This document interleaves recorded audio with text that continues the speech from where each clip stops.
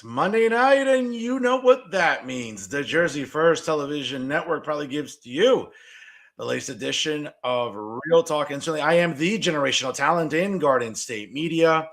And without a doubt, folks, your leader for trustworthy opinion journalism. That's right. It's me, Fernando Uribe. Happy Monday to you all, folks, here as you're joining us live on the 30th of March here in 2026. I want to thank you all for tuning in from wherever and however you may be doing so here on all of your social media platforms, whether it's on Facebook, Instagram, X, LinkedIn, whatever it may be, folks. Again, we appreciate you taking the time to tune in here from wherever and however you may be doing so. And in the meantime, of course, don't forget to like, comment, and share tonight's episode as we are live here from the Uribe Industrial Complex here in the heartland of America, Union City, New Jersey. That's right, folks. But in the meantime, of course, make sure you like us on Facebook. Of course, follow us on Instagram and X. Don't forget to subscribe to us on YouTube. We have great programming there on our YouTube channel, of course, whether you download Jersey First on Spotify or SoundCloud. Download it and take it with you as the weather's getting warmer and the days are getting nicer. Maybe you're walking your dog a little bit longer. Maybe you're out in the park. Maybe you're just reading a good book out in the shade. Guess what? I'm pretty sure you have your smartphone or your tablet on you. Take Jersey First with you anywhere at any time. And folks, I cannot say enough, quite frankly, here, front and center, leading the way with Jersey First TV, of course, always educating and advocating for the great residents here in the state of New Jersey. Brand new episodes of Real Talk air every Monday night live. Check your local listings for start times, again, on the Jersey First Television Network. Folks, you want to stick around for final thoughts? I have a jam-packed one today. And I always like to, call to your attention, obviously, some of the bad actors here in New Jersey, whether it's in media, activism, academia, advocacy, you name it, folks. And quite frankly, when it comes to some of the clowns and jokers in establishment media or now independent media, well, folks, let's be honest, Uncle Dave is always good for a laugh. Now, again, shout out to my good friend, Aaron Morrill, the distinguished editor of the Jersey State Times, and Jelani Gibson with NJ Advanced Media. Now, I can't say the same for retards like David Cruz and Matt Friedman, but folks, trust me, if you've ever seen two grown men get perpetually erect about marijuana, it's in David Cruz's latest episode. So we'll talk about that little embarrassment a little bit later, and we'll have a good laugh at these two idiots' expenses later on during Final Thoughts. And also, folks, during Final Thoughts, I'll talk about some of the nonsense from this weekend's No Kings rallies. And let's be honest, ladies and gentlemen, these are grown children that can't accept the result of elections. And I'll be nice, but at the end of the day, the same people who went to all these No Kings protests here in Hudson County and throughout New Jersey were the same people that were fans of Joe Biden during his administration, mandating vaccines and masks, closing down your businesses, closing down schools, and that was okay. But where was all that energy about tyranny from 2021 and for the next couple of years? You had it this past weekend. You didn't seem to have it a few years ago. Why the hypocrisy? More on that later during Final Thoughts. And of course, folks, during a special comment I'll have this evening, certainly I will talk about yesterday's great Cuba caravan here in Hudson County as Cuban Americans came out for more than an hour in cars and loudly showing their pride for the Cuban heritage and, of course, hoping to the end of the communist regime on the island. We'll talk more about that. And also, folks, we talk about here on the program how I like to think our tax dollars are being put to good use. And shout out to Craig Guy, our county executive, for producing a great seminar to help individuals know about their rights, whether or not it's hysteria or virtue signaling. I'll leave that up to you, folks. But isn't the job to hire good attorneys? When you look at that flyer, one attorney sticks out, and I don't really think she's a good attorney at all. More on her later. And also, of course, folks, we'll have a lot to unpackage here during the show. Like, comment, and share. I can't say enough, ladies and gentlemen. The traffic continues here throughout the month of March. A lot of good numbers. We'll be, doing the totals later on this week. And, of course, next Monday night here on the show, I'll give you the updates for the month of March. Strong traffic throughout 2026, folks. But are you really surprised with the generational talent? You shouldn't be. So, again, I want to thank you all for tuning in from wherever and however you may be doing so. Now, folks, listen, I've been consistent on this program talking about the fiscal harm that illegal immigration has done to the state of New Jersey. I'm the only journalist doing it. I'm the only journalist with that pesky four-syllable word that nobody else has in media, really, here in New Jersey, and that's integrity, especially in the establishment media. But there's an assemblyman in the state legislature who is front and center talking about the financial burden and everything else, and really the harmful effects of illegal immigration and the harm that illegals inflict on our great state of New Jersey. And why not talk to him He is the distinguished assemblyman in the 10th legislative district, and a guy who, let me tell you something, I'm up here in Hudson County looking at the skyline of New York City, but he's looking at the shoreline. He's my good friend, Assemblyman Paul Kinitra, joins us live on Real Talk. Assemblyman, how are you? Welcome to Real Talk, sir.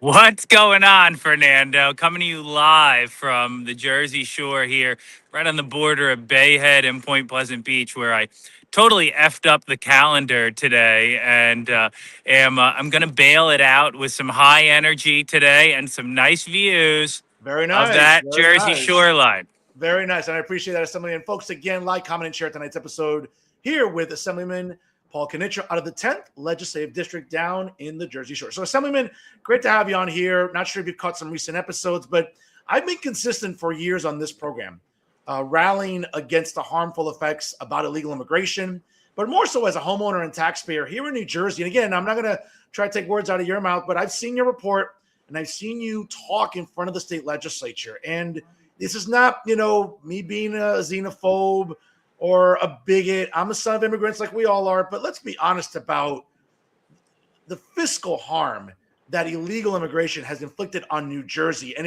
let's be honest about whether it's anchor babies overcrowding our schools, whether it's resources, Assemblyman. I mean, there really is no shortage of, quite frankly, the harm that they're doing. And of course, I'm sure you hear it all the time, as do I. But Fernando, they put so much into the economy. They contribute so much. But Assemblyman, it's more to that, right?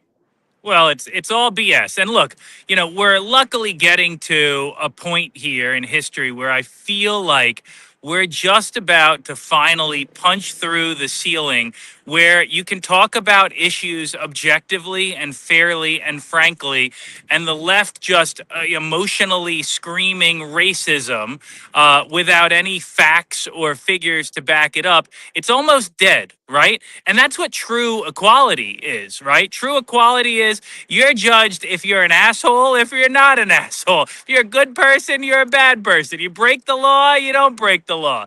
And that's all we're looking at here. And the reality is, with the illegal immigration situation, some of the people that are getting hurt the most are legal migrants, people who are coming here and their families have been doing it the right way. They filed the paperwork the right way. They paid the fees. They've been waiting their turn. And now they're getting jumped in line by somebody who thinks it's okay to just come in the wrong way, scoop up a bunch of benefits, send money back home, and don't really care about being an American, don't really care about being a New Jerseyan. They just want to find the best deal. They're free agents out there. And there's so many nuances of it that I'm looking forward to unpacking with all of you. And the irony also is that the communities that are getting hurt the most in this situation are by and large Democrat communities, where hardworking legal residents are getting less as a result of these illegals gobbling everything up. Absolutely. And Assemblyman, you couldn't have said any better. I'll even add this caveat too. I think that Hey, Fernando, are you on mute? No, I'm here. Do you hear me? Do you hear me now? I don't know if you lost me. I can't hear you right now. How about now? Do you hear me now? I can hear you. I can hear you perfectly, yeah. Okay, great. So what's interesting is, and I don't like to paint with a broad brush, but up here in Hudson County, it's as blue as Windex. Very contrary to where you are down the Jersey Shore. But it's interesting that even on a national discussion, though, Assemblyman, it almost seems like Democrats on the national scene, even some here in New Jersey, seem to be more concerned with the day-to-days of illegals living here than taxpayers and citizens, whether it's, obstructing law enforcement, whether it's panicking about proving citizenship to vote. Like, I'll just give you an example. And I was invited to a Hudson County Young Democrats mixer last week. And, I was like a pilgrim in an unholy land in Jersey City. And a lot of people came up to me and said, Fernando, love your show. Not a fan of everything you say, but I'm kind of curious. What makes you conservative? What makes you you? And I said, listen, I'm someone that just believes in common sense policies, right? Someone that believes in being fiscally responsible. And I always said this, and they always kind of like, well, when you say ICE should be, stationed at polling places, and you see prominent Democrats at the national level, Assemblyman, or even in New Jersey, having panic attacks, it's almost like you're giving away the answer to me right away by like, why the anxiety? Like, if you are showing your citizenship, either walk around with a passport, either walking around. I'm not a big fan about licenses because, as we know, we've given driver's licenses to illegals. Now, does that prompt the registration to vote? I mean, let's be honest, Assemblyman. Let's not kid ourselves about what happens in New Jersey. Well, look, I mean, they're using illegals the same way that they use large percentages of their base. They view them as votes. And at the end of the day, even though illegals technically can't vote, we could have that argument if some of them actually are, and we do have instances of that. But the value to Democrats for illegals is that they get counted in the census.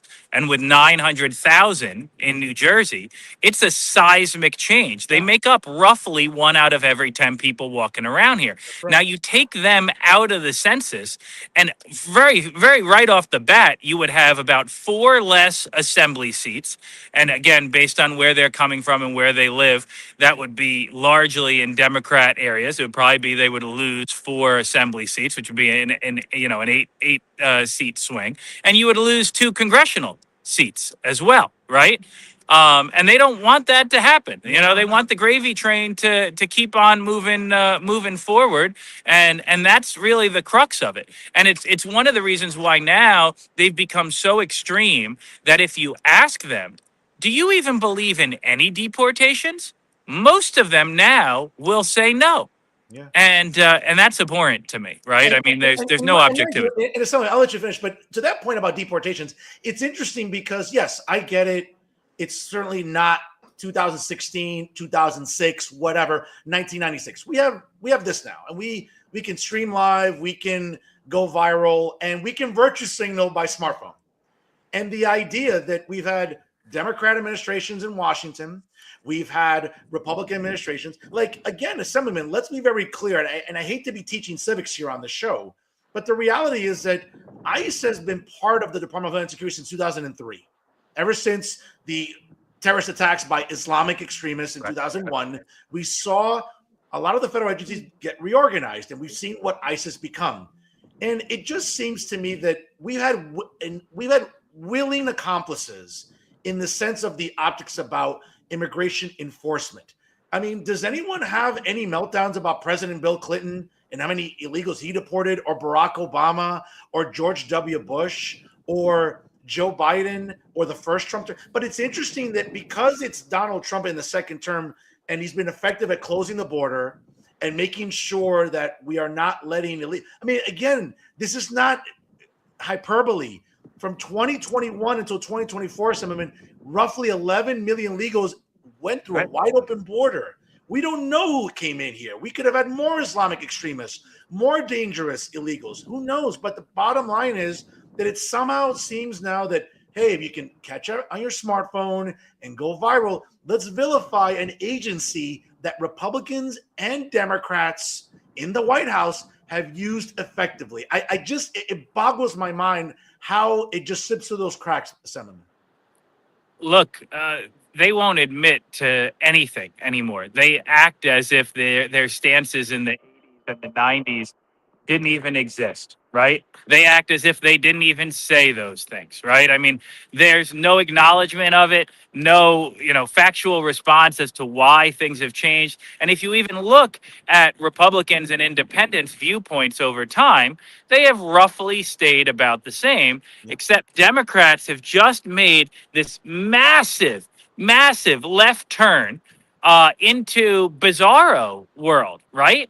And they were talking this stuff when it was just a dribble of illegals. This was pre-Biden that they were saying all this stuff. And we all know the worst things happened under Biden. There isn't a kernel of truth to really anything that they say anymore. And the chaos of ICE and tracking down people in the streets is the biggest irony of all. They've created the chaos. If you go to any red state out there, ICE operates in a very orderly manner. The handoffs are done in jails, and they're done at county courthouses. And there's coordination and sharing of information and immigration status. And everybody goes, okay, well, they're here illegally. They've broken the law. Oh, and this is a federal authority. We have to work with them. And that's it. They get wrapped up. They get put on a plane. Bada bing, bada bang. They're done, and they're gone home. Here in New Jersey, they're letting them out of back doors. They're not sharing any information with federal authorities. And what happens at that point is a game of cat and mouse, where then they need to go into communities and they basically need to track people down that are criminals, that have done abhorrent things. And that's just the ones we know about, because most of them, when they come across the border, ditch their passport and ditch their driver's license. They have no ID when they come over here. My cops, when I was mayor of Point Pleasant Beach, told me that generally when they pick somebody up and it's a repeat offender, they're just going by whatever the first name that they told a cop the first time they were picked up is, and that's what goes in the system. Okay, so we don't even know if these people are, rife with criminal activity back in Guatemala or El Salvador or Mexico or anywhere. Yeah. It's a big, big problem, and the irony is Democrats, like always, have created the chaos that they so passionately tried to prevail against. So, Assemblyman, what's interesting is, and folks, again, if you just joined us live, takes 5 seconds, like, comment, and share tonight's episode with Assemblyman Paul Kinitra down in the 10th Legislative District with that beautiful view down the Jersey shoreline. I'd like to be down there, Assemblyman, getting some sun and having some drinks down there, hopefully soon. But it's interesting because obviously, and we'll get to Governor Sherrill enabling more of sanctuary statehood rhetoric recently we saw with the signing of bills, but even before that. And I sort of want to pick your brain about this. Obviously, you are in the assembly. Certainly, I don't want to relitigate what happened last November, but obviously Republicans are in dire straits right now in New Jersey. And it's unfortunate because, quite frankly, going into last fall, I remember seeing you at events all throughout last summer and fall. And, I had a good feeling, obviously, about what was going to happen in November. Then, of course, the optics in October, whether it was the government shutdown, the optics about SNAP, and Democrats weaponized it beautifully to their credit about you're hurting poor people, people of color, et cetera, and it came back to bite, I guess, the optics of Republicans, where so much so that it was supposed to be a 2-3 point race. Mikey Sherrill won in pretty convincing fashion, and Republicans lost more assembly seats. So now January 2026 comes. There are less Republicans in the assembly, and certainly, more of a stranglehold that Democrats have in Trenton. But I know it hasn't deterred someone like yourself and others who are still energetic, especially during budget season, even when the governor, instead of working on the budget, she's in Princeton on Saturday at this No Kings bullshit that we saw. But even before, signing certain bills into law, I know you have been an adamant, person in Trenton, so much so that you've pissed off Speaker Coughlin that he's trying to shut off your mic when you're just standing up for regular, homeowners and taxpayers. Take us through that experience. And quite frankly, what's your rapport with the speaker right now? Look, first and foremost, I mean, we'll go back to what you were saying about the election. As a Republican, as a conservative, just as any person in New Jersey with common sense, that was a real shock to the system. But it's got to be a learning experience for us too. And look, I'm a firm believer that we need to be loud, we need to be strong, and we need to take tough stances. Jersey is a fighting state, right? Jersey wants somebody with a little spit and vinegar in them, and otherwise they're just going to default to their natural predispositions, which in this state is Democrat, and the numbers are not in our favor. But we've got some good fighters out there, and I do think that we are gaining in terms of awareness and understanding of what's going on in the State House, not just from the Assembly, from people like myself and Dawn Fantasia, Greg Meyer, Brian Bergen, a whole host of people in the Assembly, but also from a lot of the influencers, people like yourself, people like Teacher in NJ, people like Wake Up NJ, and all these different groups that are tackling a different segment of the craziness and speaking up. If you look back 10 years ago, Democrats were kicking our asses on social media. There weren't any kind of refined voices out there, highlighting everything and getting out to the masses. We're starting to do that. Our problem is all the conservatives that you and I both know. I mean, I'm here in Point Pleasant Beach. I look down my street and I know 4 or 5 people that hightailed it to Florida. All the people, the hundreds of thousands that left for Florida and South Carolina, if we had those people back, we'd be kicking ass right now. But I digress. We're going to fight until our dying breath here. And that's what you're seeing leak out of the state assembly. And Democrats, quite frankly, are not used to it. Our freshman class, I think, brought a ton of energy in. And I think that emboldened a lot more people to even speak up even more. And I see it steamrolling on itself, which is great because, and I'll give you a beach analogy, a rising tide lifts all ships. And that's certainly important, but they don't know how to handle it. The Democrats don't know how to handle it. They're used to coming in, setting the agenda. They haven't lost a vote on the floor of the state assembly in 20 freaking years. So when we're standing up in committee and we're questioning witnesses and we're nailing people to the wall and we're pointing out how horribly written their bills are and all the problems that it creates and how it's not going to pass constitutional muster or federal lawsuits or anything like that, they're losing it. And, we're calling them out directly for the hypocrisy of it all. I was on the floor the other day and I told the Democrats how freaking racist it is that they only view illegal immigrants as people that can clean their houses and pick crops, which is abhorrent to me. And it shows their true colors. And we're going to keep doing that. And the speaker doesn't love it. My committee chairs don't necessarily love it, but they're going to have to drag me out of there kicking and screaming if they ever wanted to stop. You know what's interesting? You bring up Speaker Coughlin, and I ran into him at the League of Municipalities last November at an event, Latinas in Action event, and it's interesting. He saw me, and I'm like, Mr. Speaker, hi, I'm Fernando, and he didn't let me finish. He was like, I know who you are, Fernando, and I'm like, oh damn, all right, like, oh shit, okay, Speaker Coughlin already, maybe, and I'm like, Mr. Speaker, I gotta just ask you. I've asked you this last 3 times I've seen you here at the league. Can you do something about property taxes next year? And his answer, and it was such bullshit because you could see he was trying to bullshit me and I wasn't buying it. And he looks at me and goes, what county you in? And I'm like, I'm in Hudson. I'm like, well, what town you in? And I'm like, I'm in Union City. I'm like, in fairness, my mayor is also my state senator. He tries and he does a good job compared to other municipalities. And the first words out of his mouth were like, well, didn't you get your anchor check? And I'm like, what's an anchor check going to do to help me? Like, I mean, again, my property taxes are somewhat reasonable, but holy shit, like, really, that's your answer? Oh, didn't you get an anchor check? And it's that level of disconnect that really pisses me off about people like Coughlin and others in Trenton, Assemblyman. But it's telling, right? I mean, it literally shows what their priorities are. I mean, that's at its core what the Democrat Party has become is a party of how many benefits can we give out and how many votes does that wind up buying us? That is literally it. And I think the whole methodology and thought process behind it is once we get over 50% of the population on benefits, they're not going to vote against their own interests. So they've essentially bought their way to election wins for the foreseeable future. And that is literally how they handle things.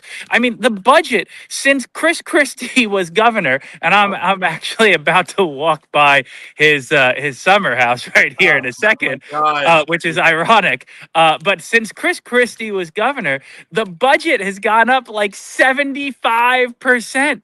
I mean, think about that. It took how many millennia, since New Jersey came out of being a colony to get to a certain level. And then since he left office, they went up 70-some%. And it's because they just keep giving and they keep giving and they keep giving. And you know what? I'll be honest, too. They also just give enough for people to just have the most basic of lives.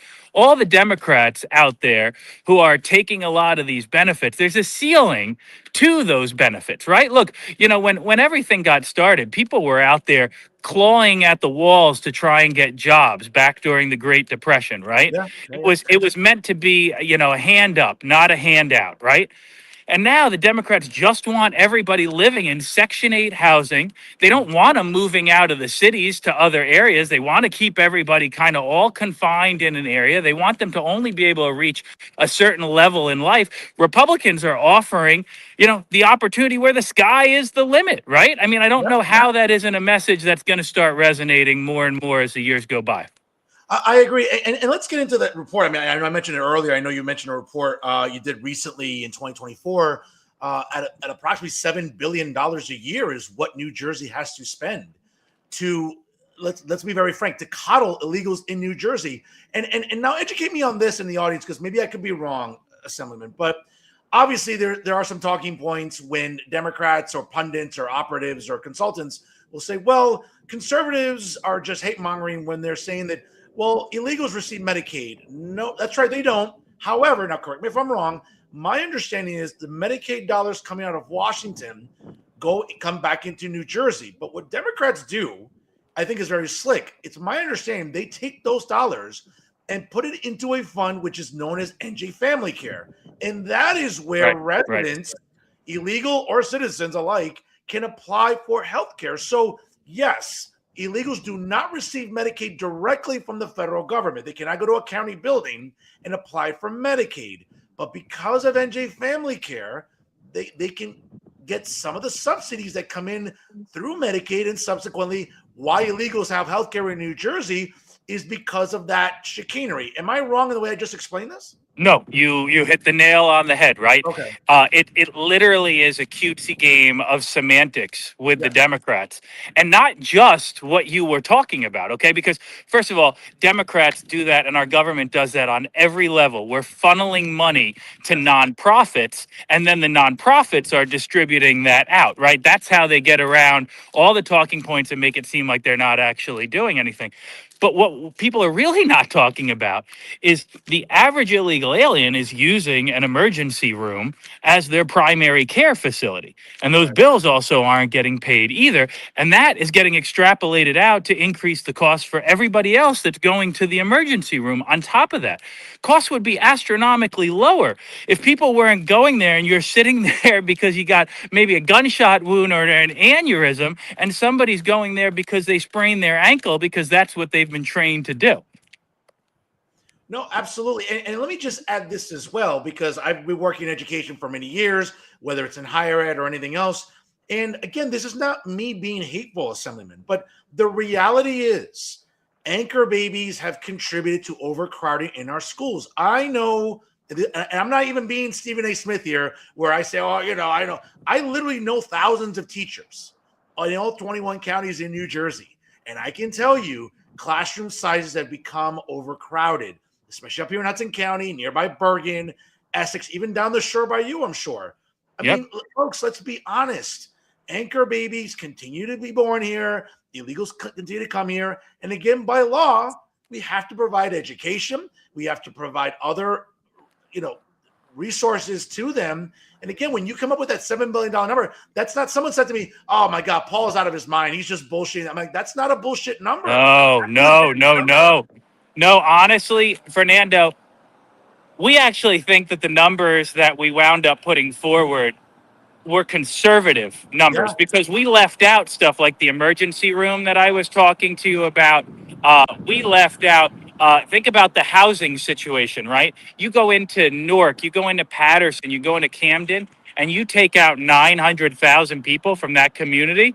Think about how much cheaper rent would be for people that are struggling to get by, for legal citizens that are struggling to get by. If you take people out of there, housing costs are simply supply versus demand. We tried to do it as simple as possible, but we're actually going to be launching a new updated report on illegal immigration that's going to come out here in probably about a month or a half or so. And we're going to try and dig into as much of that as humanly possible. But let's go back to the education component. Because what also doesn't really get talked about, and what is even harder to quantify, which we didn't do, is the resource drain and the lack of education that our kids are getting when kids can't speak English as their first language, okay? That means they either have physical, like live human translators in the classroom, or they have these boxes that teachers now teach to the box, and you basically speak into a translator. You have to wait for it to spit out in the other language that the kid understands. Then they speak into the box. Then you have to wait for it to get translated out. I've spoken to teachers in my district who say that this is gobbling up the majority of classroom time, and they're like 50% less efficient than they used to be. So how do you even quantify something like that financially? No, listen, you're absolutely correct. And folks, if you're just joining us live right now, it's 6:30 here on the East Coast. My guest is the distinguished assemblyman out of the 10th Legislative District. He's Paul Knitra on the show here. Folks, like, comment, and share. Really helps the show grow. It helps show your support for fearless independent media here on Jersey First TV. Now, Assemblyman, one of the things, obviously, and listen, freshman assembly people up here in Hudson County, that I like to ridicule on a regular basis. As you know, Katie Brennan and Ravi Bala, two of the more useless people I've ever seen to elected office. Unfortunately, our assembly people representing the Jersey City Heights and Hoboken here in Hudson County. And, they were very adamant about that acronym, which I'm not going to repeat on this show. But certainly we saw the governor sign certain bills into law. And I just have to say, it's pure window dressing, because at the end of the day, whether it's Governor Sherrill or these idiotic assembly people thinking that they can, excuse the pun, trump federal law, like they just can't. And it's interesting to me where all this window dressing and grandstanding, yeah, it's great for clicks and views, but at the end of the day, it's a waste of time and money. Am I wrong? No, you're not wrong at all. Now, keep in mind, while we can talk about what the Republican Party was like in the state legislature, a couple of years ago, the Democrat Party, literally, when they come out, when we're sitting there and we're getting ready for a vote, any kind of disagreements they have behind closed doors in their caucus, okay? They come out with no notes. They don't come out with anything written. They don't usually even bring pens or anything like that. They sit there motionless and they just vote through the bills, okay? They almost always exclusively vote with no dissension or anything like that. Once in a while, if somebody feels a pinch, they'll pretend that they weren't there or they won't vote. They don't even abstain. They just don't vote. So now you have to take that mindset and you have to go, here come these far left progressives that are the future of the Democrat Party. Keep that in mind, okay? These people are what this Democrat Party is going to be in another couple years. And they're already on their way there. Now they're trying to look and they're trying to figure out, how can I stand out in this crowd? So they need something crazy. They need this FUCK ICE bill, and they want to try and stand out. That's part of it, okay? What that means for their party and dissension amongst it and the future of the state of New Jersey, you can pontificate about that all you want. Sure. Now, let's switch gears here for a minute because, again, not to relitigate what happened last year, but even at the start of this year, I've talked to journalists such as David Wildstein, the editor of the New Jersey Globe. I've talked to Brent Johnson from Jersey Media when we've discussed sort of the future of the Republican Party. And let me just say this. Again, I don't want to sound apocalyptic. I want to sound – because I'm always a glass half full guy. I'm right. The eternal optimist in my group of friends. Listen, I'm a Cowboys fan. If anyone's an eternal optimist, it's me, okay? And but again, and I said this out loud to a few people, and I'm like, based on what happened last November and losing assembly seats, and it just seems like there's a little bit of a search for the identity of the Republican Party in New Jersey. I just get this really bad feeling. I may never see a Republican governor in my lifetime, based on what happened last year. And again, because of the registration advantages, obviously, if we're going to gerrymander the correct way, again, there's 12 congressional districts. If we were really going by the actual representation in the census, it wouldn't be 9-3, okay, in terms of the disproportionate advantage Democrats have in congressional. If we really gerrymandered correctly, but obviously that would take a state legislative effort. But the bottom line is, I just think that right now we're hearing a lot of chirping since November, Assemblyman. You have people that you have the state senator, John Bramnick. You have the Bill Spadias of the world. You have Republicans saying, "Well, look what happened when you go with this guy, you go with this philosophy. This is where it goes." And then we're seeing someone like, coincidentally, you mentioned you were walking by a summer home. There's some people in New Jersey, Republicans, that think, well, maybe someone out of a Chris Christie mold, God help us, that should be the resuscitation of the Republican Party. You're a pretty conservative guy, as am I. I think we see eye to eye on almost everything. Where do you see the future of the Republican Party in New Jersey? Because it just seems to kind of spread out everywhere. Of course. Look, the Republican Party of the 1990s was the party of like the rich Wall Street white dude, right? And and there simply aren't enough of them to continue the path forward. Had a seismic shift in the party, and it's something that we should be proud of. You know, we're a populist party now. We're a party of the average person. CNN did a poll, this was a couple months ago, and they showed that about 10, 15 years ago, they asked people, what party represents you, the average person, right? It was plus 30 for Democrats. In the span of a decade, that's now even when they asked it a couple months ago. The only way forward is for the Republican Party to continue on that path to be the party of the working class, regular people, right? And just common sense, normal people, right? The Democrat Party every day gets freaking weirder and weirder and weirder, okay?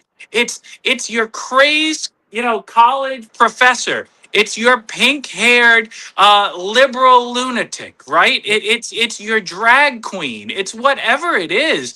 That's what the party has become. The average guy out there hates politicians. They hate political parties. They hate politics. They're working to try and put food on the table. They don't have enough time to pay attention to what the hell is going on in government, let alone what's going on in the state capitol in Trenton and how they're getting screwed. They're just angry. So we have to talk about that, right? Because that is where a lot of President Trump voter base came from, okay? They're disenfranchised people who feel, rightfully so, that the country and the state has effed them over and left them behind. And if we can't tap into those people, where are we going? What chance do we have? Okay, sure, to go tap into those people. Are we going to lose, the John Bramnicks of the world, who are basically Democrats anyway? We might, okay? And I'm not somebody who is a rhino or MAGA type person one way or another. I get it. If you've got your district and your district isn't as red as mine, where you've got to be a little bit more middle of the road, more power to you. But that doesn't mean that the Republican Party should not be the populist party, the party of the people, the party that the average person relates to. That is the only future for us.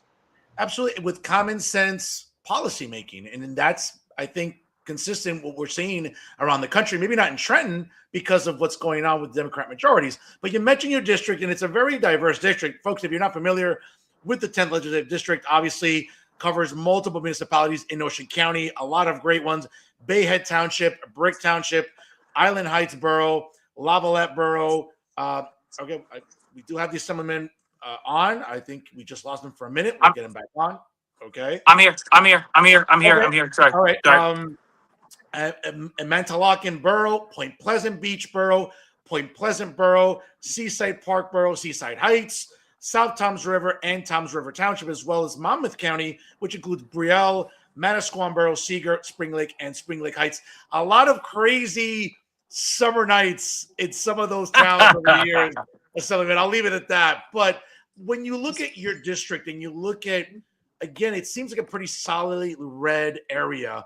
Where are you seeing maybe it getting a little bit purple? Obviously, we saw this past weekend, a lot of the No Kings nonsense was really mobilized all throughout the state. We saw it here in Hudson County. We saw it in Morristown. We saw it in New Brunswick. We saw it all the way down in Camden County, Atlantic County. But where are you seeing, if any, within the 10th Legislative District where maybe, the nose ring militia and progressives and all the woke crowd and all the woke fools are trying to kind of like settle into these townships? What's been the backlash, if any, against them? Do I really want to tell you? I mean, because everybody's going to move down here. Fernando, it's freaking great in Ocean County, okay? None of my towns seem to be getting more purple. I think you see it a little bit in maybe some parts of Monmouth County, okay? But my most purple town is probably South Toms River, okay? And South Toms River is majority Democrat. They probably have 60% to 40%. That town is run so well by Republicans that are reflective of their community.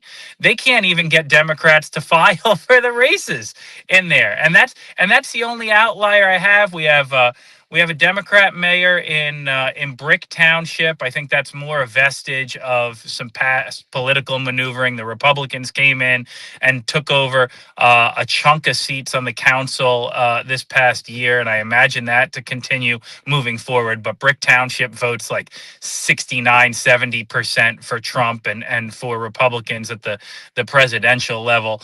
It is great to be in Ocean County. It's salt of the earth people, down here, and it's only getting redder as far as I see it. Now, getting back to the district itself, obviously, with everything you're doing as an advocate for fiscal responsibility in Trenton, but within the district itself, in this next term here, obviously, I know you're up for reelection next year in 2027. But in the meantime, what other topics do you wish to sort of continue focusing on within the 10th legislative district? Is it infrastructure, constituent services? What do you want? What do you really want to sink your teeth into for the next, 15, 16 months, during this term? Of course. Look, my biggest thing, far and away, is the financial ruin that the state is in. So every time that I see an expenditure that is abhorrent to me, like this $500 million school deal where they're fleecing New Jersey residents, they could build this building in Newark for $100 million, and some developer is going to make like a $300+ million profit on some sweetheart deal. I'm going to speak about it. The school funding formula is absolutely broken. Republican districts get the worst of it, cutting after school programs, cutting hundreds of teachers left and right, while Democrat districts are just raking it in more and more. I'm going to continue speaking about that. I'm a law and order guy as well. I think that a lot of the problems that we have in this state stem from us not enforcing our rules fairly. And I saw it going back to my time as mayor of Point Pleasant Beach, where we came in and we had pop-up parties. And I came in and I said, we're going to crack down on this stuff no matter what it takes. We wound up suing kids' parents for not having permits and trying to do things in whatever manner we could to enforce law and order that the state and the attorney general just didn't want to have. New Jersey needs to be a state that respects following the rules. 90% of people out there from all backgrounds, races, creeds, ethnicities, religions follow the rules, and this state only gets screwed up from the ones that don't.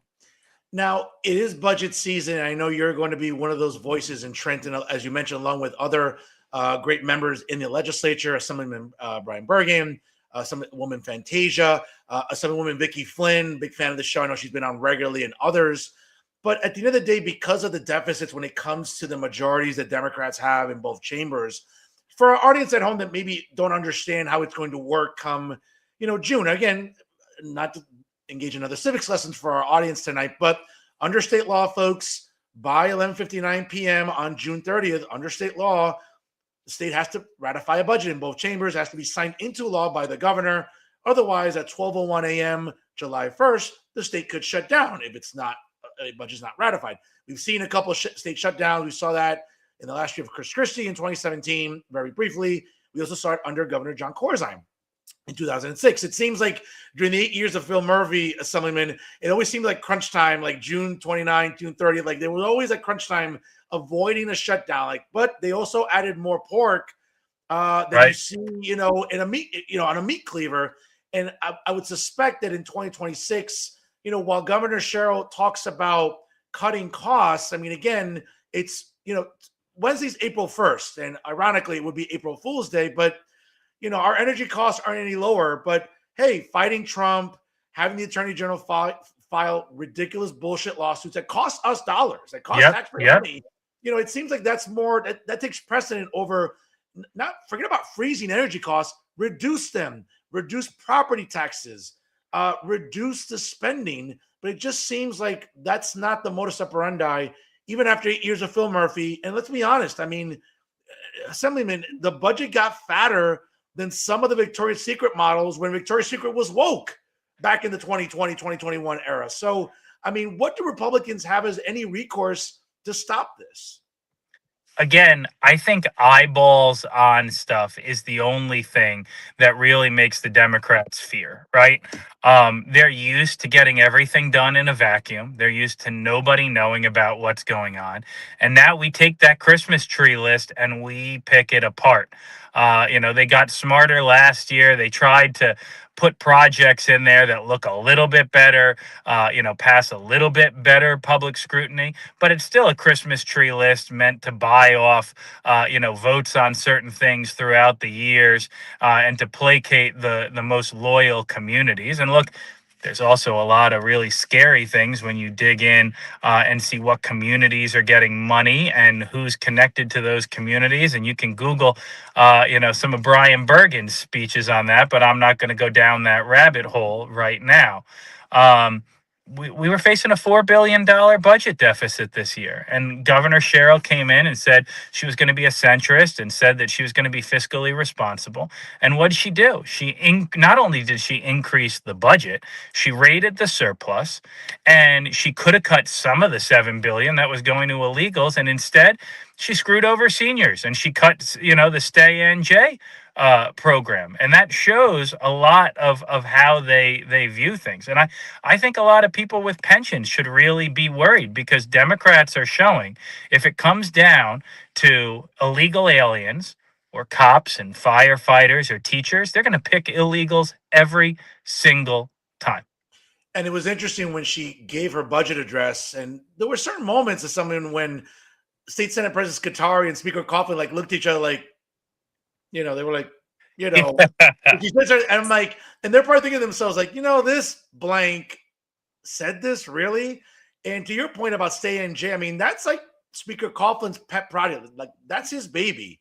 So the idea that she might want to take a scalpel to it doesn't bode well for the speaker. Now maybe some deals will be cutbacks, backdoor deals, who knows.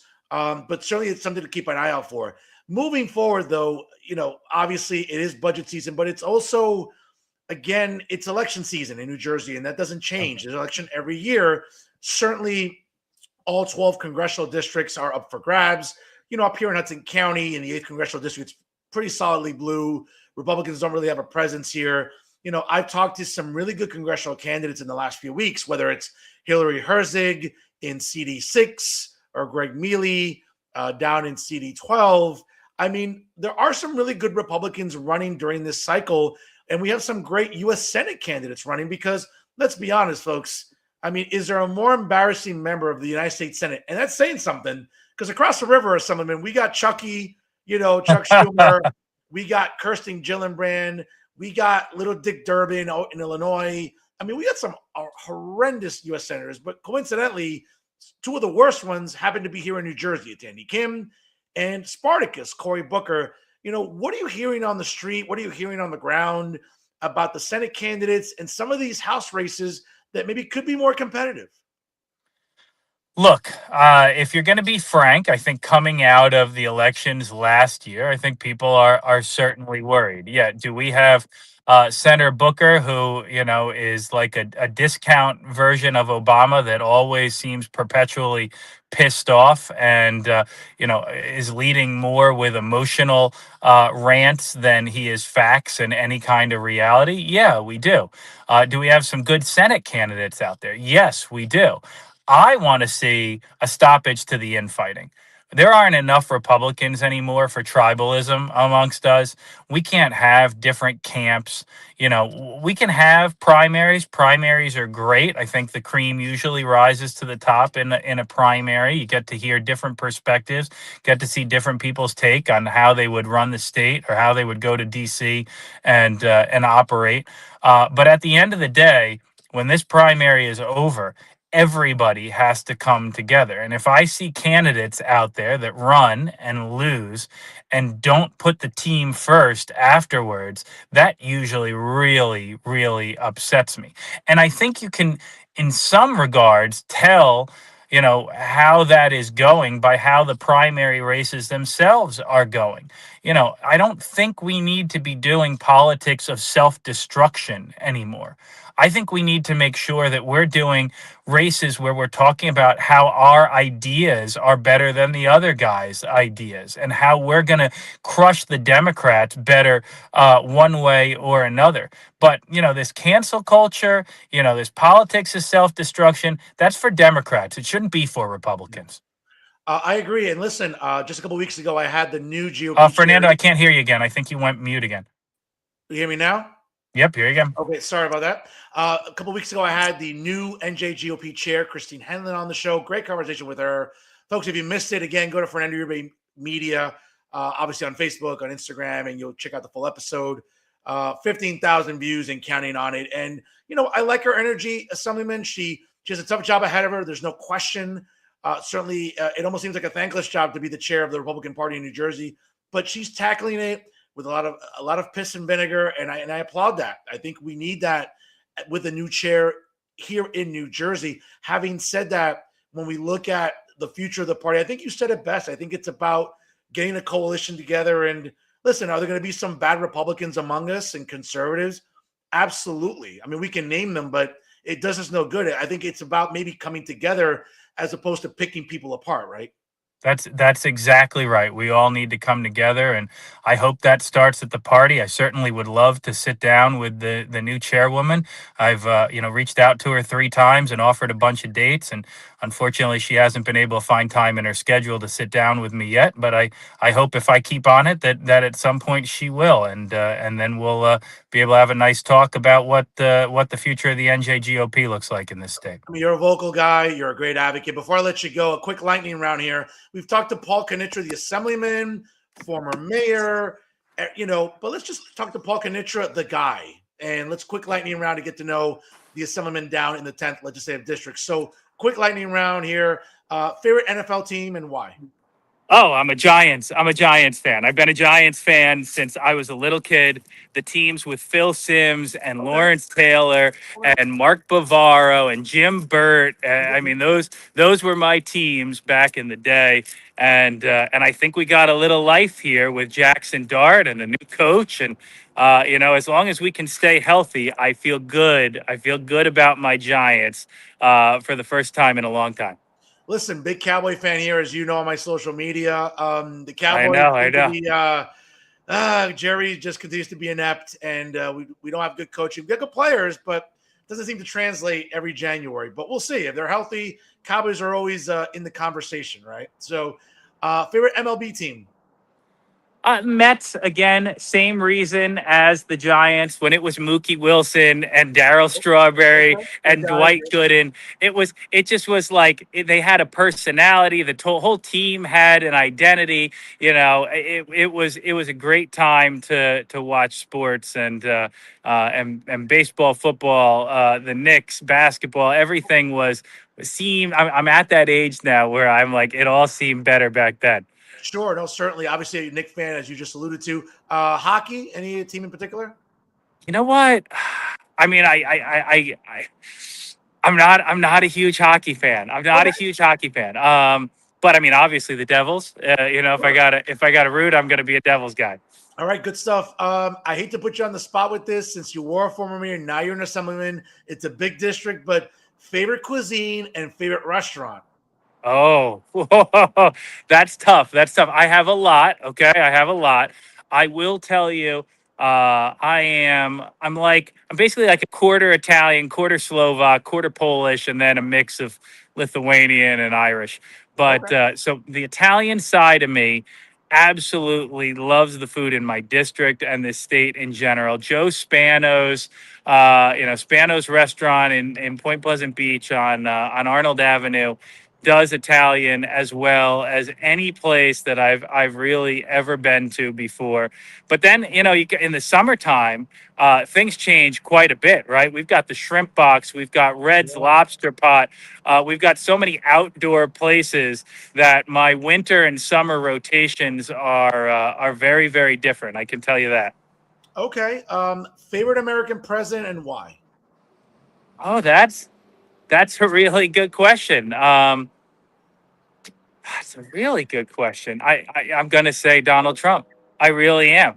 And here's why I'm going to say that. I think much like in previous inflection points in history, we are heading to a very dangerous place, right? We're at a crossroads.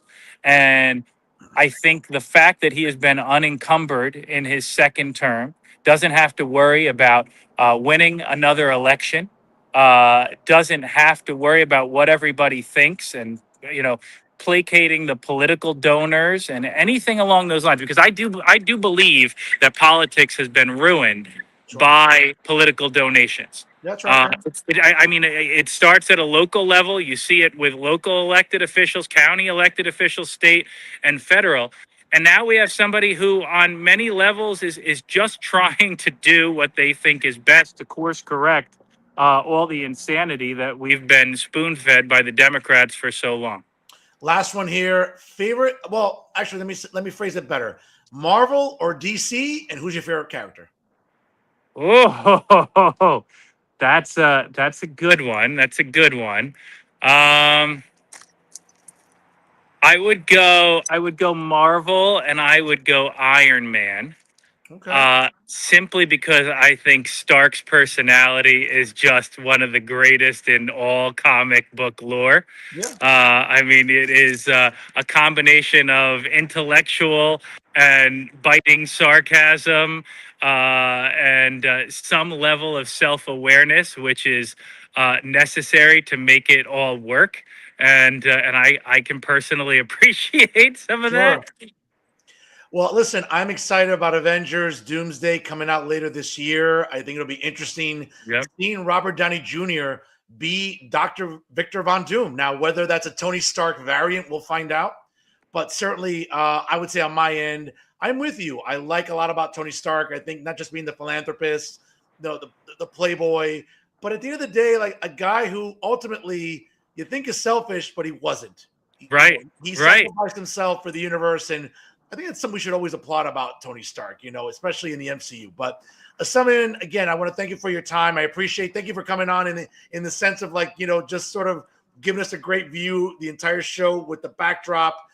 Any events coming up this summer, whether it's Well, fundraisers? let's recap for everybody. Okay, we started at the ocean. Sure. Okay, I hung out there until I was freezing my ass off. Then I started walking back home. Then I looked at my phone and I realized that I had 10% left. So I jumped into my garage and I Awesome. jumped into my car and plugged in my phone while I was doing it. It started to get too dark there at the end, so I jumped out at the end here, and we've been having a good conversation the entire time. But yeah, we you know what? We've got a ton of great events in this district.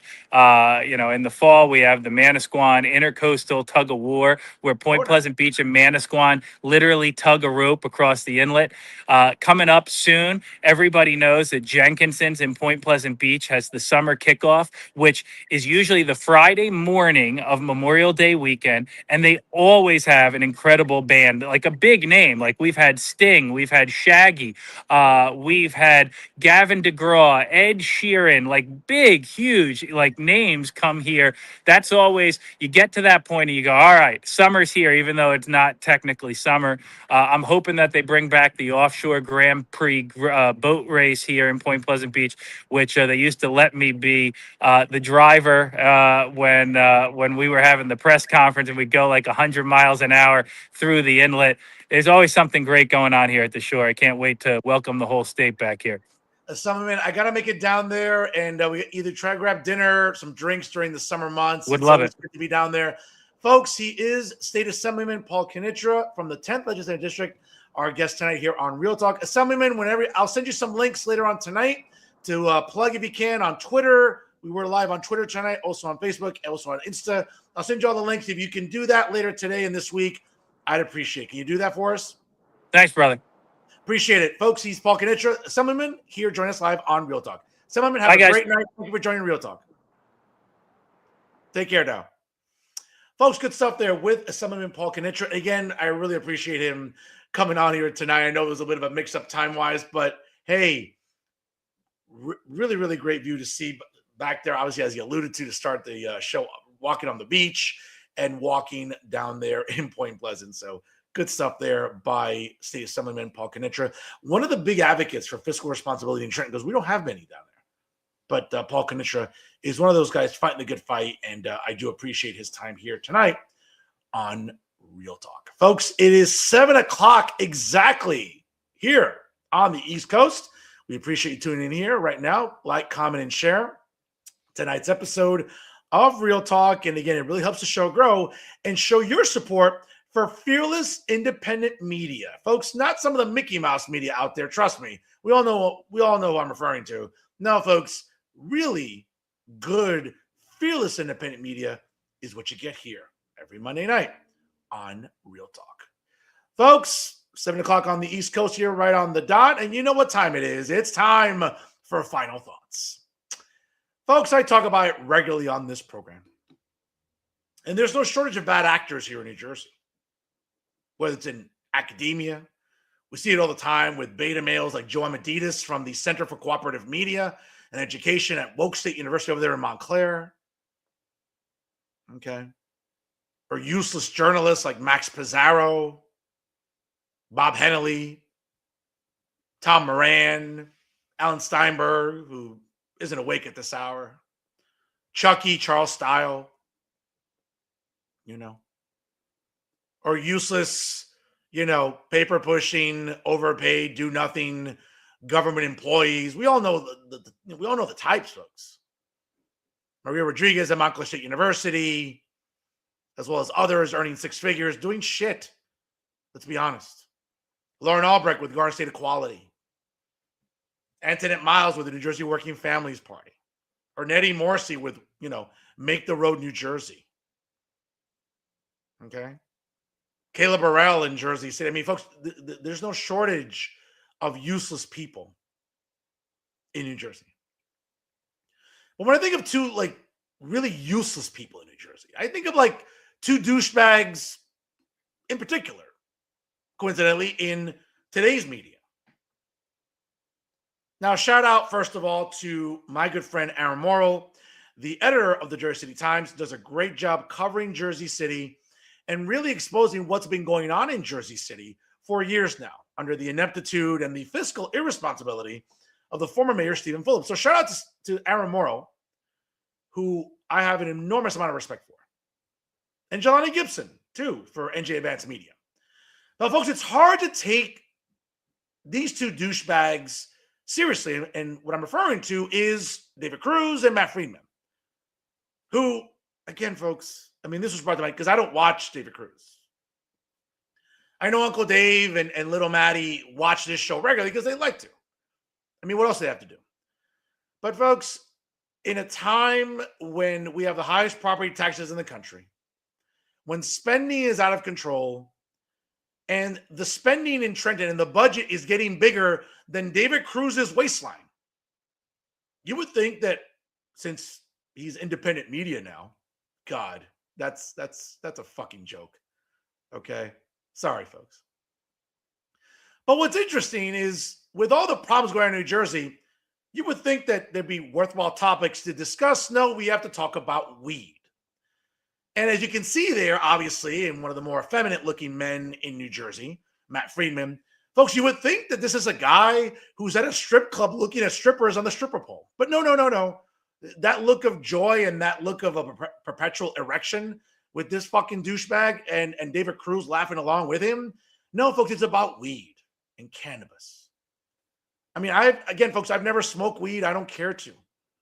Okay, I'm a grown-ass man. I don't need to do those things. Not because I'm demonizing weed or, vilifying. No, folks, I don't know. If I've had a long day, I take a nap. Okay, I don't need to engage in substances. Now, I don't want to speak for Jelani Gibson. Again, Jelani Gibson, from what I can see, is a nice young man, works hard. But folks, when you have guys in their late 50s like Matt Friedman and guys in their late 80s like David Cruz, literally being giddy like schoolgirls. Look at the look on Matt Friedman's face. You would think this guy saw a naked girl in front of him. No, he's talking about weed. And just check out how embarrassing this was during this exchange about marijuana in New Jersey. To get to this very important piece that you wrote about High Times hosting its first ever Cannabis Cup competition in New Jersey that allows consumers to test top cannabis products Well, how do we sign up for that? If one Well, were interested.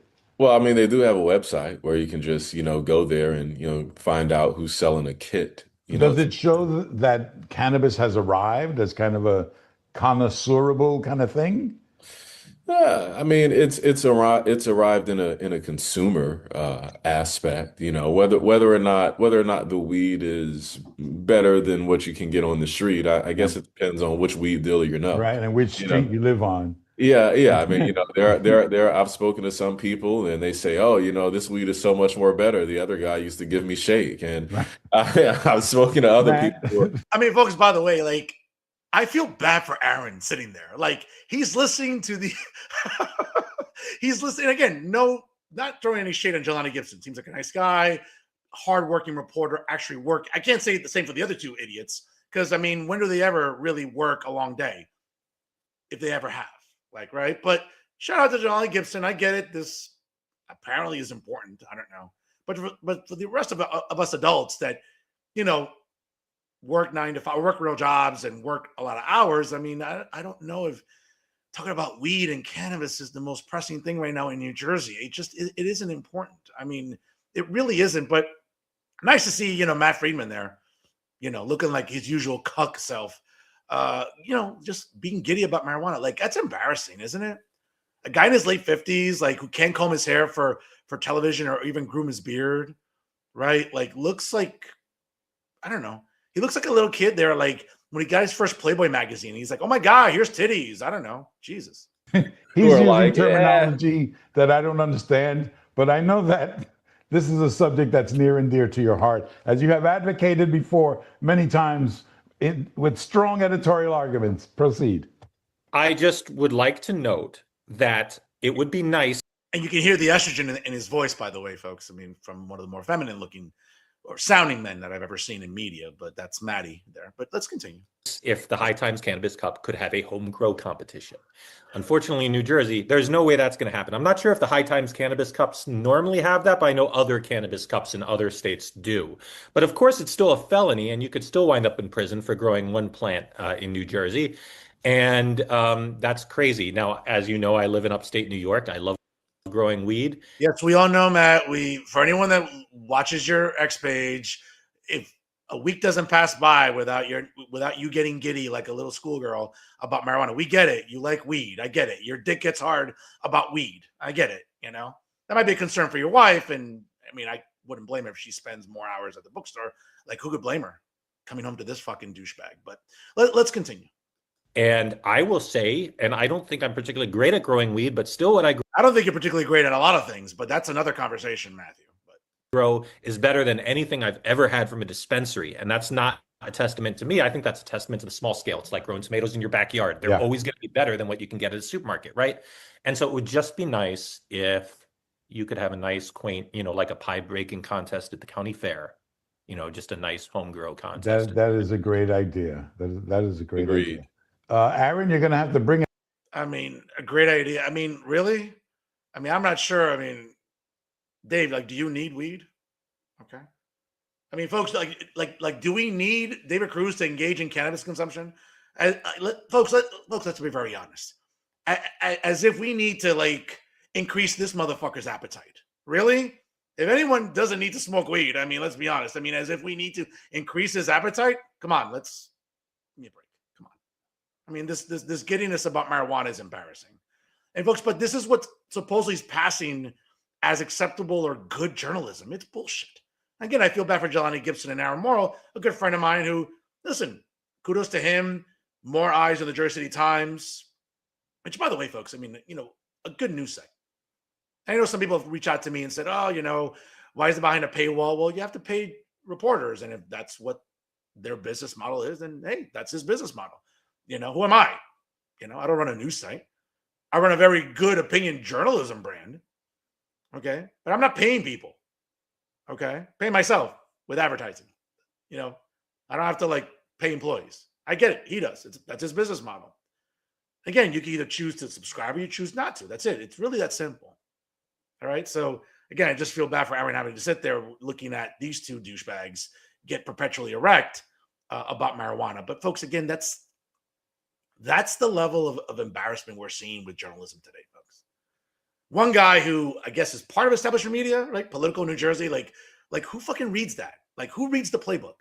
Like who necessarily, like anyone that reads politics either reads the New Jersey Monitor and the Morning Monitor with Terrence McDonald or reads the New Jersey Globe. Like who is going to pay for Political New Jersey? Who's going to pay for that paywall? Like who reads the playbook?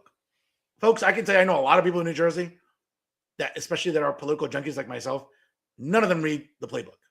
They know it's about as useless as, I don't know, a dick-flavored lollipop, to quote one of my good friends who uses that and always makes me laugh with that line. Okay?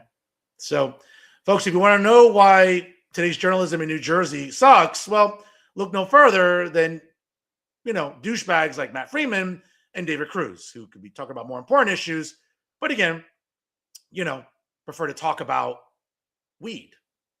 When I think about David Cruz and Matt Freeman, well, folks, it's very simple. No. Show. Loser. Clown. Loser. Say it with me, Mike. Clown show. Clown show. Clown show. Clown show. Clown show. Clown is a clown show. Folks, it really is a clown show when it comes to dealing with these two douchebags. Shout out to Jelani Gibson. Keep up the good work, young man. You're doing good things. And shout out to Aaron Morrill. Great work with the Jersey State Times. The other two douchebags, yeah, I can't say really the same. And sticking to final thoughts. Folks, continuing here with final thoughts. I want to talk about No Kings this past weekend. And what I saw with No Kings Day, okay, what I saw with the demonstrations throughout New Jersey, whether it's here in Hudson County, and I promised to be nice. I attended one of the No Kings rallies here in Hudson County over the weekend. On Saturday, I attended one in Weehawken. But I saw that we're all throughout New Jersey, whether it be in Hoboken, Jersey City, Morristown, New Brunswick, down in Cape May, down in Point Pleasant, down in Port Monmouth, down in Haddonfield, Cherry Hill, you name it, folks. There's no shortage of children demonstrating their unwillingness to accept election results from 2 years ago. And somehow, again, folks, as we are living in a country where this July 4th, we will celebrate 250 years without a king. Because again, the whole purpose of the Declaration of Independence was to declare ourselves independent from a king, from King George and the monarchy of England. That somehow seems to have got lost on the minds of everyone in attendance. And the irony is to be protesting against the king and doing so openly and freely when if there was a king, you wouldn't be able to protest openly and freely. That's the level of disconnect we're seeing by a lot of adults here, right? So I decided to venture out to Weehawken this past Saturday. Now, again, you might not recognize me. Obviously, had to be all clean shaven today. Obviously, had to try to, be nice and groom for the show. But don't worry, I'll be growing it back. Just a matter of having to groom it correctly. But again, as if you didn't miss this handsome face. But this past weekend on Saturday, folks, let me tell you, it was quite enjoyable seeing the amount of men and women just protesting. And when you think about it, what are they protesting about?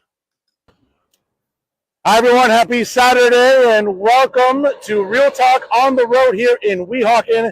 And so I am the generational talent in Garden State Media and your leader for trustworthy opinion journalism. That's right, folks. It's me, Fernando Uribe, once again coming to you live from Boulevard East in Weehawken for today's No Kings Nonsense. And it'll be interesting to see some of the signs from some of these very creative adults. And again, folks, I promise I'm going to be nice. I'm not going to resort to name calling. I'm not going to, poke fun at anybody. But I'll talk facts here on the show, here as Real Talk is on the road here in Weehawken. And once again, folks, again, for everyone marching today, I hope you all have that energy about tyranny. In the last few years, when you lost your job because of a vaccine, I mean, that wasn't tyrannical. Or closing your businesses down wasn't tyrannical. Or keeping schools closed wasn't tyrannical. So I really hope that same energy that everyone had a couple of years ago, they're bringing it today, right? Because otherwise it'd just be blatant hypocrisy. When it comes to the American left, folks, we all know that that's what they embody. So I'm going to try to be nice here today. And again, I'm not going to resort to name calling. I'm not going to use the usual acronyms I like to use on this program on Monday nights, which you can view live on Jersey First TV, folks, every Monday night live. Again, check your local listings, of course, for start times for Real Talk, right? But what's interesting, ladies and gentlemen, and again, I say it all the time, is part of what I would argue a characteristic or a prerequisite to be a part of the American left or to be woke or to be progressive is to engage in selective moral outrage. And I think that's what we're seeing today, right? So again, I'm going to be nice. I'm not going to use the name calling as I mentioned before. I'm going to not use the word retards. I'm going to say some people are cognitively delayed. But again, let's, sort of send a shout out or, hey, by the way, good job by Office Depot and all these stationery stores. You guys must be ecstatic today with all these adults that went and bought stationery and cardboard cutouts and bought magic markers. And folks, and the most egregious thing are the parents that are subjecting their young children to this sort of indoctrination, right? When it comes to somehow no kings. And by the way, folks, we are celebrating 250 years in this republic coming up this July 4th, where we've lived without a king. But don't say that to progressives. Don't say that to the American left, because somehow they think we're living in a time of a dictatorship or fascism or an erosion of democracy. Folks, that's complete bullshit. It just is. It just is. And I'm sure, and of course, I'm sure we're going to hear the usual optics, right? So, folks, again, where was that energy the last few years when it came to vaccine mandates? Or let's go back further back. Let's think about during the signing of the Affordable Care Act, when if you didn't buy insurance, right, somehow you pay a fine. But that wasn't tyrannical, of course. No. That wasn't tyrannical. Or somehow during the last few years under the Joe Biden administration, somehow if you weren't vaccinated, you could lose your job, right? Somehow that was okay. That wasn't tyrannical. That wasn't an erosion of democracy at all. No, not at all, folks. Not at all. But somehow we are living in a time where, has anyone lost the right to vote? Has anyone lost the ability to, I don't know. Has anyone lost the ability to property? But here they come, folks. Here they come. Oh, you got to love it. There we go. We got to love it here, folks. The adults, no kings. Yes. I know, right? I'll be nice. I'm not going to, so we usually say, yep, there we go. Folks, yes. Office Depot's going to be super happy, folks, with all of the stationery being bought here. By the way, I'm glad a lot of people got their cardio in this weekend, too, so that's good. I'm being nice. I'm being nice about it. Let's be fair. And just like, the usual indoctrination by parents into woke nonsense and everything. But let's keep going with that, and let's see what else we'll see with today's. There we go. Folks, I can hear the estrogen in some men's voices, but again, I'm going to be nice. I promise. Wait a minute. Was Matt Freeman walking around somewhere? Because that's a pretty feminine voice that I hear all the time. But it's going to be nice. But again, where was all this energy about the erosion of tyranny, right? Or, the erosion of democracy when you needed a vaccine to go eat somewhere or to keep your job or you had to get tested regularly? Where was that? What was that outrage, folks? Where was that energy about somehow losing your rights or losing freedoms when schools were closed down longer than they should have been or businesses closed down? That wasn't the erosion of democracy, right? That wasn't tyranny. No, of course not. But somehow today, progressives and the left will cry about the erosion of democracy when they haven't lost a single right here. But let's keep watching some of these interesting attendees here, as you can see. It's fault that New Jersey is expensive. Somehow it's conservatives and those who are right-minded. Somehow it's our fault that New Jersey is the most expensive state in the country. But don't talk to these people here because they'd rather virtue signal. They're good at that, right? They'd rather virtue signal and, come out with the usual talking points. Right? And I think that's what's interesting about the attendees today, right? As they are marching, and some of them don't even know what they're marching for, right? Are they marching for, oh, here we go. Here we go, yeah. Right? And I think that's what's interesting about the attendees today, right? As they are marching, and some of them don't even know what they're marching for, right? Are they marching for, oh, here we go. Here we go, yeah. It never fails. The same recycled talking points. We gotta love it. It's great. Okay, here we go, yeah. There we go. Yep. Yeah. Wow. Interesting, though. I didn't hear estrogen in that guy's voice. Yes. Yes. Sure. And again, where was that energy a few years ago during COVID, right? I'm not vaccinated, but it was okay to try to make me lose my job or force me to have a vaccine card to go eat. But that wasn't tyranny. No. Don't talk to these people. Don't talk to these people, right? When you needed vaccine mandates and mask mandates, that wasn't tyranny or the erosion of democracy. But yeah, no, this is, trust me, folks, as you can see there, folks, grown adults, indoctrinating their kids. It's not even Halloween yet. And they're wearing costumes. I mean, you gotta give it to them, folks. Some of these parents are really, really interesting, right? I think it's really, really interesting. And folks, again, I think you get the message, right? I mean, this is the level of hypocrisy that we saw, and plenty of people walking this weekend, whether it was in Weehawken, West New York, Secaucus, Hoboken, Jersey City, all the way down in New Brunswick, all the way out west in Morristown, all the way down in, for example, Cherry Hill or Haddonfield, you name it, folks. No shortage of hypocrisy. And the reason that the meme behind me resonates so well is because, again, a lot of the people that were cool with mask mandates and vaccine mandates, right, during the Biden administration, again, you had governors in blue states that enabled this stuff. Yeah. You had these same people with Gestapo tactics, but now somehow, 5 years later, somehow the government will never control me. But 5 years ago, you were willing accomplices in it. So I always find it interesting when I see all this energy about no kings. Again, back in 2010 with the passage of the Affordable Care Act, if you didn't buy health care, you pay a fine. Not a peep about the golden boy, Barack Obama, when he was president, from the establishment media, from academia, from activism, from advocacy. Not a peep. Not from pop culture, liberal Hollywood, not a peep. No tyranny there. Or when Sleepy Joe was president, again, you better get a vaccine or you could lose your job. And we saw that with men and women enlisted in our military, police officers, EMT workers, firefighters, you name it, teachers.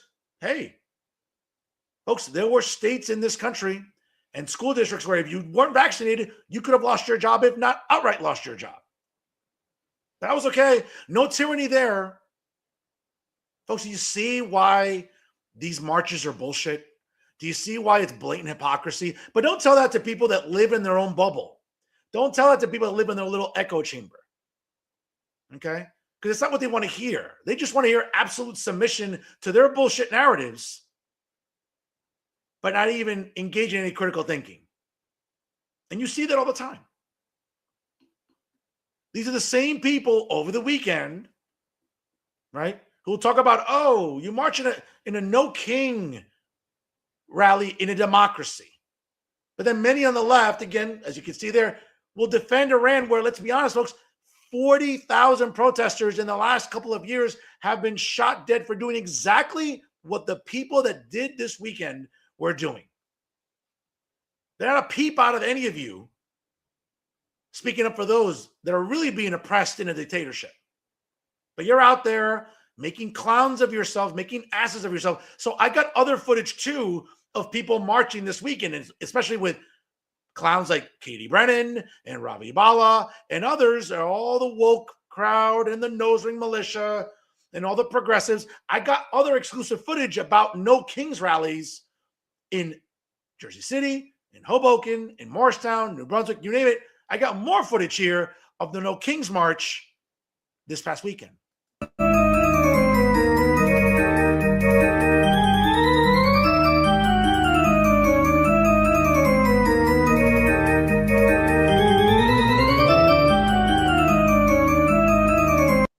Folks, again, that's what we saw this weekend. Clowns. Same people that will sit there and talk about, you're marching for no kings in a democracy. But then you'll call democracy when the Cuban regime for the last 67 years has been oppressing its citizens.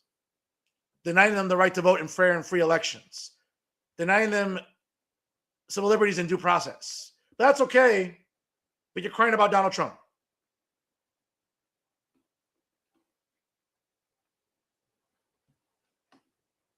You're also marching for no kings and, in a democracy and then somehow you'll stand up for a dictator that's turned one of the richest countries in Latin America into a shithole. That's okay. You'll defend somehow Nicolas Maduro and Fidel Castro, but somehow you'll vilify the president of the United States right now. Do you realize how fucking stupid you sound on Saturday marching? Folks, this is how clueless they are. And I never get this emotional, folks, but you have to call out the nonsense about no kings. You have to call out the nonsense about what these people represent.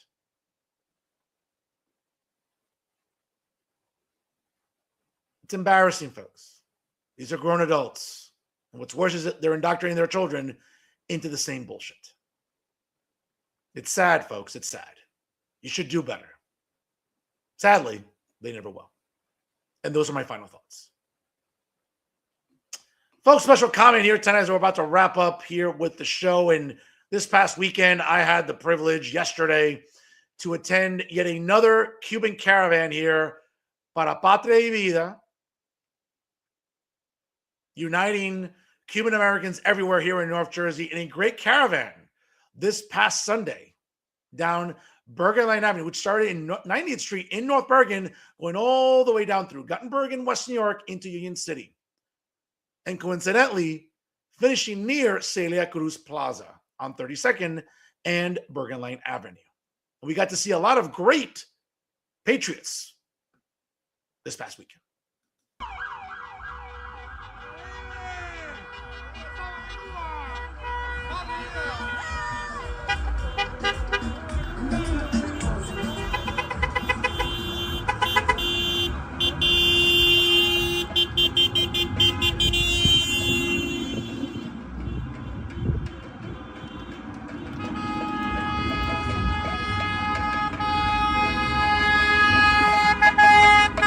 Good stuff there, folks. Good stuff.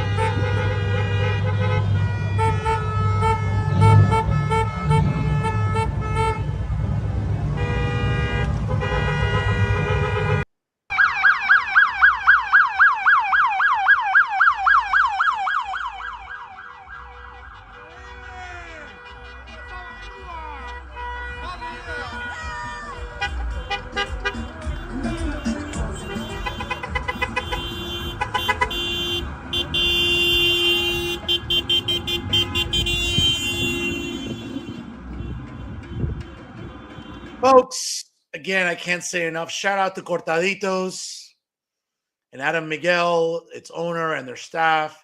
Certainly to Greta Hernandez and all the great activists organizing this past weekend, to La Calle Report, to Jersey Talks, and everyone, not just only sharing my content on Instagram from the Cuba Caravan, but to everyone that is out there advocating for a free Cuba. Let's keep up the good work. Let's keep up the fight. Let's keep up the messaging. And as the days are getting warmer and longer, you know what? Let's get out there as regularly as we possibly can and keep making noise Hopefully, we'll get to see a free Cuba a lot sooner than later. And folks, that's something that's near and dear to me. I don't know about you, but as a son of Cuban immigrants, it'd be nice to see a free Cuba sometime in the immediate future. So a shout out to everybody who's showing up yesterday on Bergen Island Avenue, and keep it going. Let's keep it going through the spring and summer. Let's not just get complacent. Let's keep making noise and keep raising awareness for a free Cuba sometime in 2026. It's been far too long. Folks, and another special comment I do want to add here today, and a shout out to County Executive Craig Guy for a lot of the good programs and activities and events and functions that the Office of the County Executive puts on for its residents. But I have to sort of, think about, Now, listen, again, whether you feel that these Know Your Rights, Conoce tus Derechos workshops are good. I mean, folks, it's up to you. Some might call it virtue signaling. Some might call it enabling. Some might just call it constituent services. I think it's a little bit of everything. But a shout out once again to Craig Guy, our distinguished county executive, for putting out these notices. But what I'm concerned about, folks, is if you're going to hire attorneys to oversee a workshop. Now, I can't speak for the other two there, but there's one attorney there specifically, Carolina Corbello, who I'm concerned about. Why would you bring on an attorney like Carolina Corbello? What's the workshop about? Virtue signaling, grandstanding, or just bullshitting, or a combination of all three? I'm assuming, now again, maybe I'm not sure if they're being compensated. I don't think so. I don't think any of these attorneys would be compensated for their time. I think they're donating their time. Maybe not Carolina, because, if she's out to make a buck anytime she can, she won't pass it up. But what I would argue is for the other two attorneys, at least, I did my due diligence and Googled them, and pretty respectable attorneys. Now, again, whether or not they're participating for the right reasons, again, that's up to you. So I don't have a bad word to say about the other two attorneys. But for Carolina Corbello, again, to the county executive and the office there, can you do a better job of getting a better attorney than Carolina Corbello? Yeah, just someone, folks, I don't respect, stopped respecting a little while ago, and rightfully so.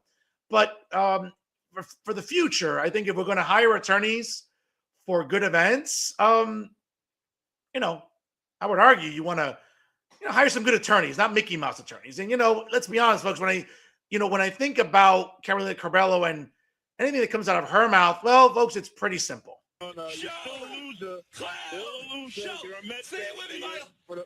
Clown show, clown show, clown show, clown show, clown show, it's a clown show. Yeah, ladies and gentlemen, again, if we're going to hire attorneys for these sort of workshops, do me a favor, hire good ones, not bad ones, like Carolina Corbello. We go do better. Okay? So let's push for that in the future. If we're going to go with, good attorneys that are going to oversee workshops, let's have good ones, not grandstanding, not virtue signalers. Okay? Not attorneys that as mothers are indoctrinating children into woke bullshit, because that's what Carolina does. I know this firsthand. We used to be friends, not any longer. And folks, that's my special comment. And that's our show for this week. And folks, before I call it a week, before I call it a month, I'm a nice guy. It's March 30th. Why not say Happy Women's History Month as it comes to a close? On behalf of men everywhere, let me wish all the biological women, women with uteruses and ovaries, okay? Biological human females, women, real women, okay? As we close out Women's History Month, happy Women's History Month. So all the ladies out there, you know me, I just like to be a smart ass. But in seriousness, shout out to all the ladies that make a difference in all our lives. My mom, my aunt, all my cousins, my bestie, certainly a lot of my female friends, great women that certainly have a great impact in my life. And it's all good fun, folks. Relax, have a laugh, have a chuckle. We all should. But in all seriousness, happy Women's History Month here from Real Talk. And folks, before I call it a night here on the show,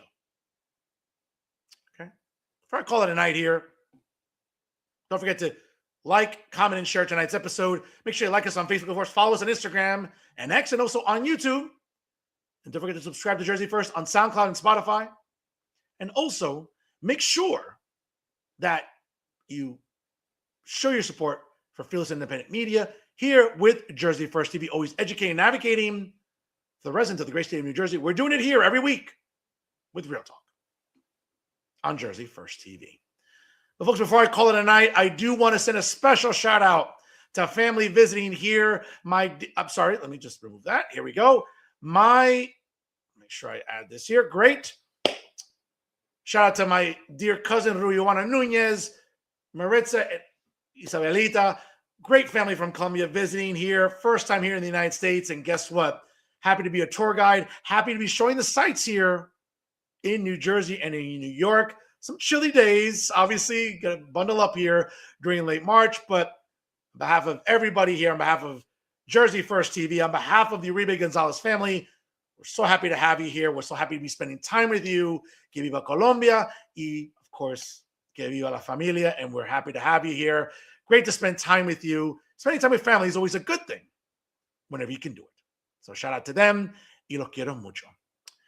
Folks, and that's our show for this week. Once again, I want to thank Assemblyman Paul Kinitra from the 10th Legislative District for his appearance tonight. Again, folks, like, comment, and share. We appreciate your support here on the broadcast, and of course, your support here on the show. And always remember, ladies and gentlemen, if it's unbiased, unfiltered, and unafraid, it's always real talk here on the Jersey First Television Network. And that's right, folks. I'll keep saying it because it's true. I am the generational talent in Garden State Media, and I continue to be your leader for trustworthy opinion journalism. That's right, folks. It's Fernando Uribe here. Happy Monday. Please party responsibly. Enjoy the rest of your week. Enjoy the Final Four. We're entering April. Of course, enjoy Easter weekend coming up. Enjoy with family and friends. And we'll see you next Monday here live on Real Talk, as I'll have New Jersey congressional candidate in the 3rd Congressional District, Michael McGuire, join us live at 6:05 Eastern Time next Monday night. So, folks, again, thanks for stopping by. Once again, please party responsibly. Always remember, stay classy, everyone.